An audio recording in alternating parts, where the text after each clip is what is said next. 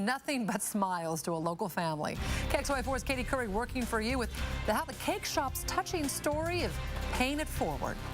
Nadine, it was business as usual for the bakery until they got some awful news from a client. That is when Nothing Bundt Cakes decided to help the best way they knew how.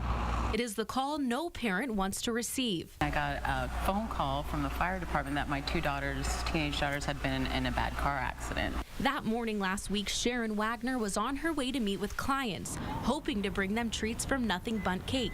She felt awful having to cancel the pickup. We said, that's okay, don't worry about it, and they said, we'll pick them up tomorrow. By the time tomorrow rolled around, Sharon learned the severity of her 15-year-old daughter's injuries.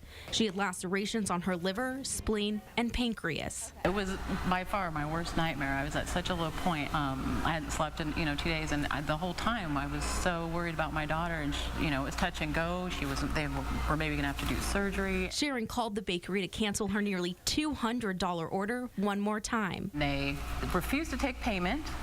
I offered my credit card, and they said absolutely not. They just sent their best wishes. But the generosity from owners Joel and Caiti and her son Sam didn't end there. We have cake. We'll go give them cake, and we don't know any other way to help.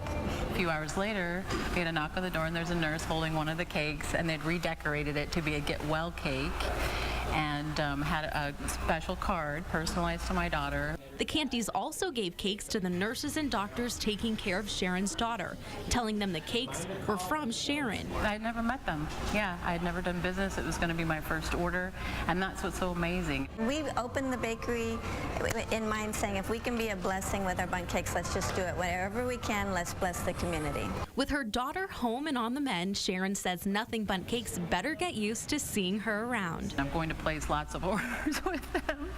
Reporting in Spokane, Caiti Currey, KXLY4 News.